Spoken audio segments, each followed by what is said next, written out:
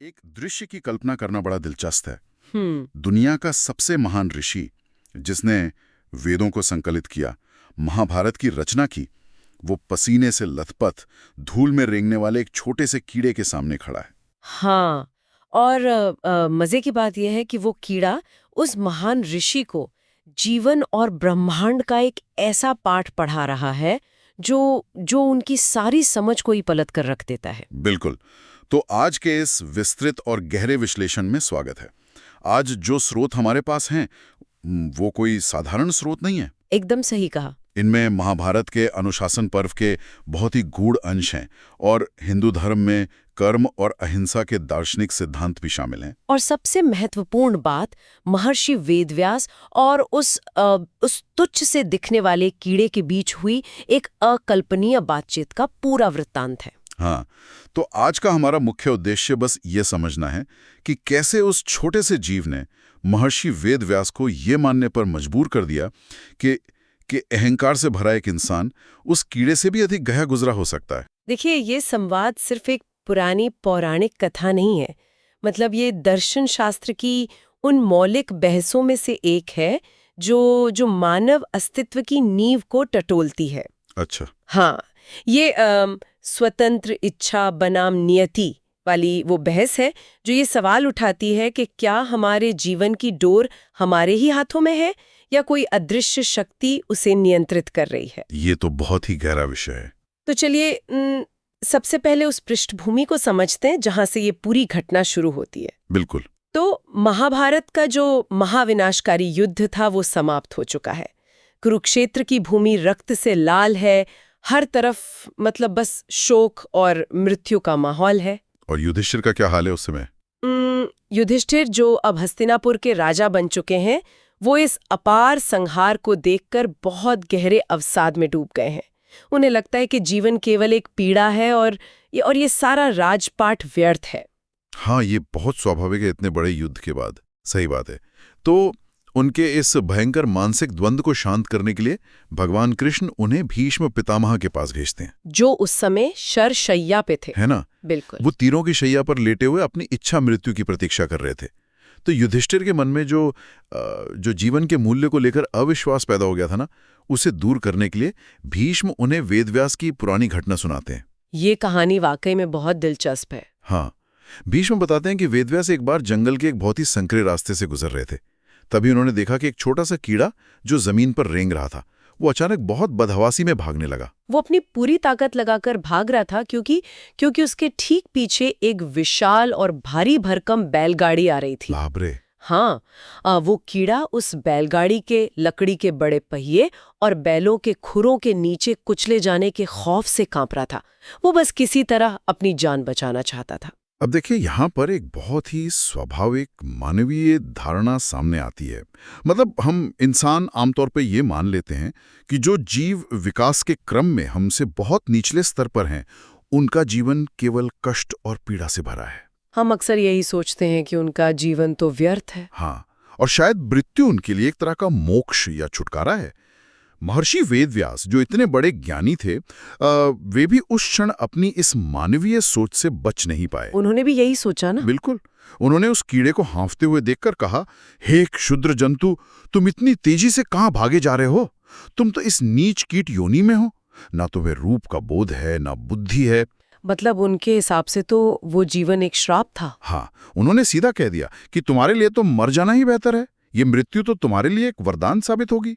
और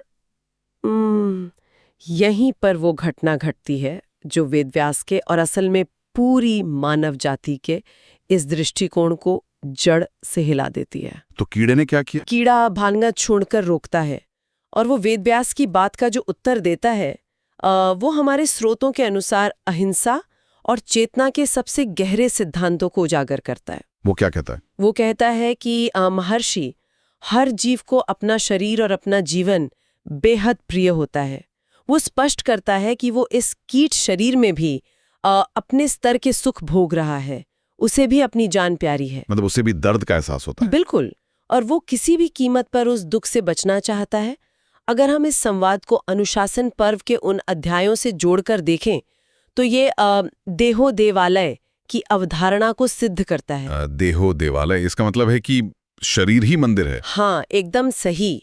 इस सिद्धांत का अर्थ है कि हर जीवित प्राणी का शरीर एक मंदिर के समान है और उसमें वास करने वाली आत्मा ईश्वर का ही एक अंश है। अच्छा। जब कीड़ा कहता है कि उसे अपना जीवन प्रिय है, तो वो प्रमाणित कर रहा है कि हर जीवन, चाहे वो हमारी नजरों में कितना भी तुच्छ क्यों ना हो, उसकी अपनी एक गरिमा है। तो जीवन का मूल्य शरीर के आकार या बुद्धि से तय नहीं होता? नहीं, जीवन का मूल्य इसमें है कि वो अपने आप में एक ईश्वरीय अभिव्यक्ति है। स्रोतों में जो सार्वभौमिक करुणा का उपदेश है, उसका आशय यही है कि जब तक हम एक कीड़े के भीतर धड़कने वाली चेतना का सम्मान नहीं कर सकते, हमारी आध्यात्मिकता अधूरी है। ये तो बहुत गहरी बात है। लेकिन यहाँ आकर इस कहानी में एक ऐसा मोड़ आता है जो मुझे और भी ज्यादा हैरान करता है। वो कैसे? क्योंकि वो जीव केवल अपनी जान बचाने की गुहार लगाकर चुप नहीं होता। वो कीड़ा अचानक महर्षि वेदव्यास को अपने पूर्व जन्म का रहस्य बताने लगता है। हाँ, ये हिस्सा बहुत चौंकाने वाला है। वो बताता है कि पिछले जन्म में वो कोई क्षुद्र जीव नहीं बल्कि एक इंसान था, और वो भी एक बहुत ही धनवान इंसान। लेकिन साथ ही बहुत क्रूर भी था, है ना? बिल्कुल, वो बेहद लालची और अभिमानी था। एक ऐसा कंजूस व्यक्ति जो दूसरों की पीड़ा से आनंदित होता था, विद्वानों का अपमान करता था। अब यहाँ एक बहुत ही जटिल दार्शनिक तंत्र काम कर रहा है। देखिए, हिंदू दर्शन के अनुसार जब कोई आत्मा अपने पाप कर्मों के कारण एक नीच योनि में जाती है, तो उसके पूर्व जन्म की सभी स्मृतियां नष्ट हो जाती हैं। हाँ, याददाश्त चली जाती है। ये विस्मृति एक प्राकृतिक नियम है, लेकिन इस कीड़े को अपना पिछला जन्म स्पष्ट रूप से याद है।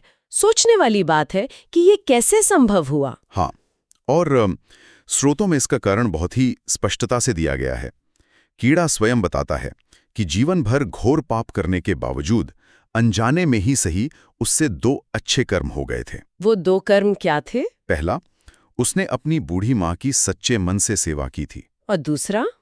उसने एक बार अपने घर आए एक अतिथि का पूरे सम्मान के साथ सत्कार किया था। सिर्फ 2 छोटे कर्म? हाँ, लेकिन ये 2 कर्म इतने शक्तिशाली थे कि जब उसके पापों के बोझ ने उसे कीड़ा बना दिया, तब भी माता की सेवा और अतिथि सत्कार के पुण्य ने उसकी चेतना पर एक सुरक्षा कवच बना दिया, इसलिए उसकी स्मृति नष्ट नहीं हुई। ये तो कर्म की बहुत सूक्ष्म कार्य प्रणाली है। बिल्कुल, लेकिन यहाँ मुझे एक पल के लिए रुकना होगा, क्योंकि मुझे इस कहानी के अगले हिस्से पर एक गहरी आपत्ति है। अच्छा, क्या आपत्ति है? कीड़ा वेदव्यास से कहता है कि महर्षि, मैं तो इस कीट योनि में रहकर अपनी प्रकृति के अनुसार बर्ताव कर रहा हूँ।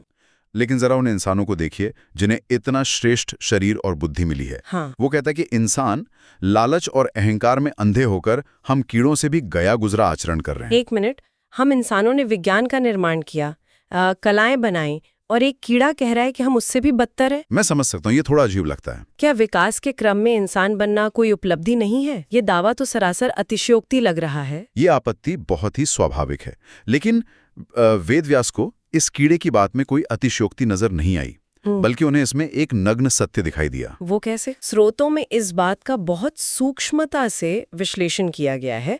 मनुष्य होना एक बहुत बड़ा अवसर तो है, लेकिन ये अपने आप में कोई अंतिम विजय नहीं है। मतलब शरीर मिलना ही काफी नहीं है। बिल्कुल। जब एक कीड़ा पत्तियां खाता है या मिट्टी में रेंगता है, तो वो केवल अपनी उत्तरजीविता के लिए काम कर रहा है। वो किसी के प्रति द्वेष या बदले की भावना से काम नहीं करता। हाँ, ये तो है। लेकिन जब एक इंसान जिसके पास इतनी उन्नत बुद्धि है, वो उस बुद्धि का प्रयोग दूसरों का शोषण करने, प्राकृतिक संसाधनों को नष्ट करने या अपने अहंकार को पोषित करने के लिए करता है, तो वो चेतना के स्तर पर कीड़े से भी नीचे गिर जाता है। समझ गया। मतलब बुद्धि का गलत इस्तेमाल हमें नीचे गिरा देता है। एकदम सही। अनुशासन पर्व में बार बार ये स्पष्ट किया गया है कि व्यक्ति का चरित्र उसके जन्म या जाति से कहीं अधिक महत्वपूर्ण है। ज्ञान और करुणा के बिना मानव शरीर केवल क्रूरता का साधन बन जाता है। ये नजरिया तो वाकई सोचने पर मजबूर कर देता है। हमारी बुद्धि ही हमारा हथियार भी है और हमारा पतन भी। हाँ। खैर, इस गहरी चर्चा के बीच वो बैलगाड़ी उस कीड़े के बहुत करीब आ चुकी है। अब वेदव्यास को उस नन्हे जीव पर बहुत दया आ जाती है। तो वो क्या करते हैं? वे कहते हैं कि हे नन्हे जीव, मैं तुम्हारी मदद कर देता हूँ।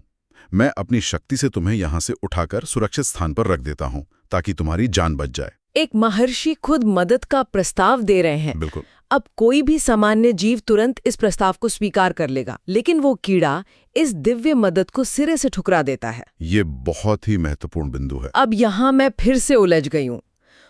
ये बात बिल्कुल तर्कहीन लगती है।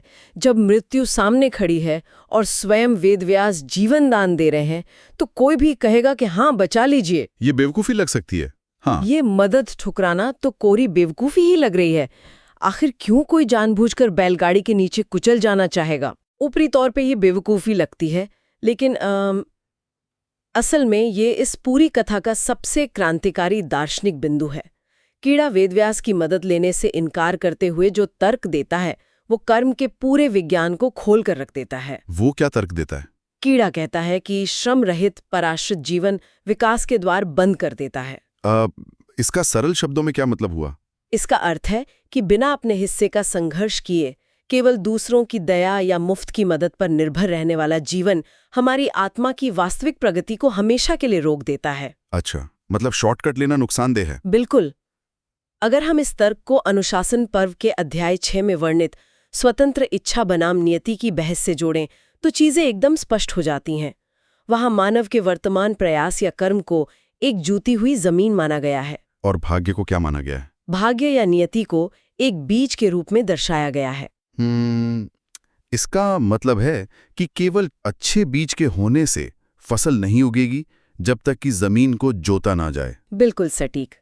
अगर आप जमीन को जोतेंगे नहीं, उसमें पसीना नहीं बहाएंगे, तो चाहे बीज कितना भी उत्तम क्यों न हो, वो कभी फल नहीं दे सकता। हाँ, ये तो तार्किक है। उसी तरह केवल भाग्य के भरोसे बैठना या किसी की मुफ्त मदद पर निर्भर रहना स्वयं का सबसे बड़ा दुश्मन बनना है।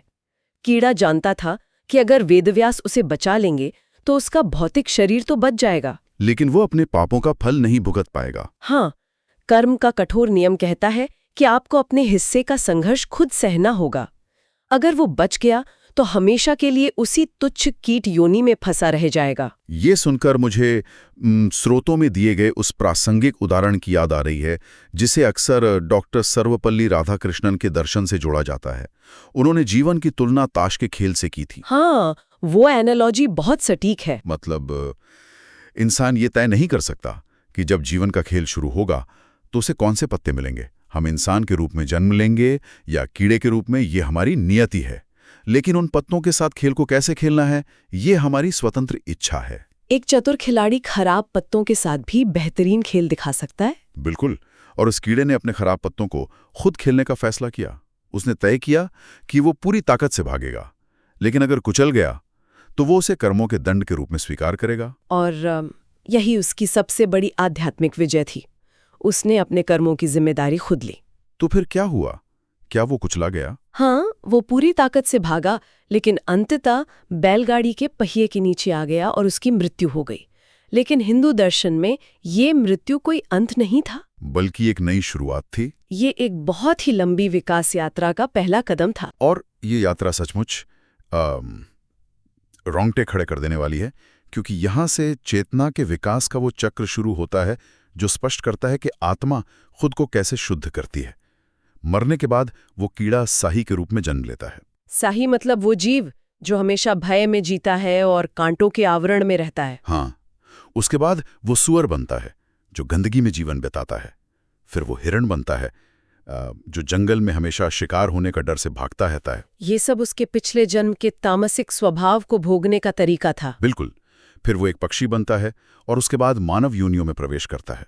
वो अलग अलग योनियों से गुजरता हुआ हर जीवन में अपने हिस्से का संघर्ष सहता है और अंततः वो एक क्षत्रिय राजकुमार के रूप में जन्म लेता है। बाप रे, ये कल्पना करना भी अद्भुत है। जो जीव कभी बैलगाड़ी के पहिए के नीचे कुचला गया था, वही आत्मा अब राजकुमार बन गई है। हाँ, हाथी घोड़ों की सवारी कर रही है।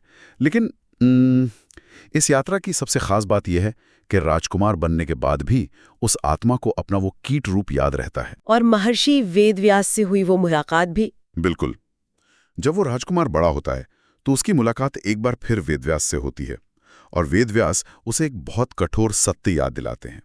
वे कहते हैं कि तुम्हारा विकास अभी पूरा नहीं हुआ है। अच्छा, अभी भी कुछ बाकी था। हाँ, वे कहते हैं कि अब चूंकि तुम क्षत्रिय हो तो तुम्हें अपना क्षत्रिय धर्म निभाना होगा, प्रजा की रक्षा करनी होगी और धर्म के लिए युद्ध के मैदान में अपने प्राणों की आहुति देनी होगी। तो क्या उस राजकुमार ने इस कर्तव्य को भी उसी तरह स्वीकार किया? हाँ, उसने निष्काम भाव से अपने कर्तव्यों का पालन किया। ये कर्म योग का एक बेहतरीन उदाहरण है, बिना किसी स्वार्थ के और बिना फल की चिंता किए कर्म करना। और इसी सर्वोच्च बलिदान के कारण वो अगले जन्म में एक ब्राह्मण कुमार पैदा हुआ, जहां उसे सरस्वत मंत्र का गूढ़ ज्ञान प्राप्त होता है। इस ब्राह्मण कुमार वाले जन्म में स्रोतों में एक बहुत ही प्रासंगिक दार्शनिक शंका का समाधान किया गया है। वो क्या? जब वो ब्राह्मण कुमार ज्ञान अर्जित कर रहा था, तब नंदभद्र नाम का एक व्यक्ति उसके पास एक ऐसा प्रश्न लेकर आता है जो अक्सर लोगों के मन में उठता है। मुझे लगता है मैं जानता हूँ ये कौन सा सवाल है। हाँ, नंदभद्र पूछते हैं कि इस दुनिया में ये अक्सर क्यों देखा जाता है कि जो लोग घोर पापी हैं, जो क्रूर हैं, वे सुखी और संपन्न दिखाई देते हैं, जबकि अच्छे कर्म करने वाले दुख भोग रहे होते हैं। ये तो हर युग का सवाल है। ये न्याय की व्यवस्था पर ही प्रश्न चिन्ह लगा देता है। बिल्कुल, और वो ब्राह्मण कुमार इसका जो उत्तर देता है वो कर्म के सिद्धांत को बहुत गहराई से समझाता है। वो कहता है कि जो दुष्ट लोग आज सुख में डूबे हुए दिख रहे हैं, ये उनके वर्तमान बुरे कर्मों का फल नहीं है। तो फिर किसका फल है? उन्होंने अपने किसी पिछले जन्म में तामसिक दान किया होगा। ये तामसिक दान क्या होता है? तामसिक दान का अर्थ है वो दान जो अज्ञानता में, अहंकार में आकर दिखावे के लिए या किसी गलत नियत से किया गया हो। अच्छा, मतलब सिर्फ नाम चमकाने के लिए। हाँ जी, मान लीजिए कोई भ्रष्ट व्यक्ति अपना नाम चमकाने के लिए बहुत सारा धन दान करता है। ब्रह्मांड का नियम तटस्थ है।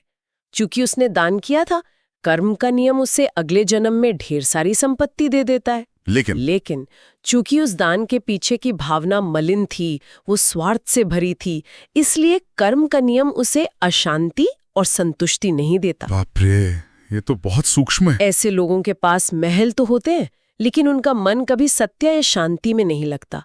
वे हमेशा एक बेचैनी से घिरे रहते हैं और अपने धन का उपयोग और पाप करने में लगाते हैं। मतलब ये भौतिक सुख असल में उनके लिए एक जाल है जो उन्हें आध्यात्मिक रूप से नीचे गिरा रहा है। एकदम सही। जब नंदभद्र को ये बात समझ आती है तो उनकी शंका दूर हो जाती है। ये स्पष्टीकरण सच में आंखें खोलने वाला है। जी। इसके बाद वो ब्राह्मण कुमार घोर तपस्या में लीन हो जाता है। वो सूर्य मंत्र की साधना करता है और अंततः मोक्ष को प्राप्त कर लेता है। जन्म और मृत्यु का चक्र हमेशा के लिए समाप्त हो जाता है। एक कीड़े से लेके मोक्ष तक का ये सफर, ये मानव जीवन की पूरी परिभाषा को ही बदल देता है। अगर इस पूरे विश्लेषण का निष्कर्ष देखा जाए तो ये हमें सार्वभौमिक करुणा और अपने कर्मों की जिम्मेदारी की ओर ले जाता है। हाँ, कर्म का बोझ कभी टाला नहीं जा सकता। कीड़े ने अपनी वास्तविकता को पहचाना, उसे बिना शिकायत भोगा और अपने हर जन्म में निर्धारित धर्म का पालन किया। तो आज की इस चर्चा को समेटते हुए कुछ बुनियादी बातें सामने आती हैं। पहली बात, इस ब्रह्मांड में किया गया कोई भी अच्छा कर्म कभी बेकार नहीं जाता। उस क्रूर इंसान की मां की सेवा ने जन्म जन्मांतर तक उसकी चेतना को सुरक्षित रखा। बिल्कुल। और दूसरी सीख ये है कि नियति हमें जो भी स्थिति दे, हमें उसे स्वीकार करना होगा। अपनी मेहनत और संघर्ष से उसे बेहतर बनाना ही विकास है। मुफ्त की बैसाखी हमारी चेतना को अपाहिज ही बनाएगी। प्रगति हमारे अपने पसीने के बिना पूरी नहीं हो सकती। एकदम सही। तो अंत में ये एक ऐसा विचार है जिस पर गहराई से चिंतन किया जा सकता है। जरा सोचिए, अगर धूल में रेंगता एक छोटा सा जीव अपनी मेहनत के बल पर मोक्ष तक पहुंच सकता है, तो इंसानों को कौन रोक रहा है? ये सोचने वाली बात है। हमारे पास तो उन्नत मस्तिष्क है, असीम क्षमताएं हैं। क्या हमारा अपना अहंकार और बिना मेहनत के सब कुछ पा लेने की लालसा ही हमारी बेड़ियां नहीं है? बिल्कुल, ये सवाल हम सबको खुद से पूछना चाहिए। और भविष्य में जब भी कोई क्षुद्र जीव रेंगता हुआ दिखे, तो उसे मारने से पहले एक पल के लिए सोचा जा सकता है कि क्या पता वो भी किसी महान आध्यात्मिक यात्रा का मुसाफिर हो। और उसके प्रति हमारा व्यवहार हमारी अपनी इंसानियत के बारे में क्या गवाही देता है? सही कहा। क्या हम वास्तव में उस कीड़े से बेहतर हैं, या हम केवल एक उन्नत शरीर में कैद अहंकार का पुलिंदा है? इसी विचार के साथ आज का ये गहरा विश्लेषण यहीं समाप्त होता है। साथ जुड़ने के लिए धन्यवाद।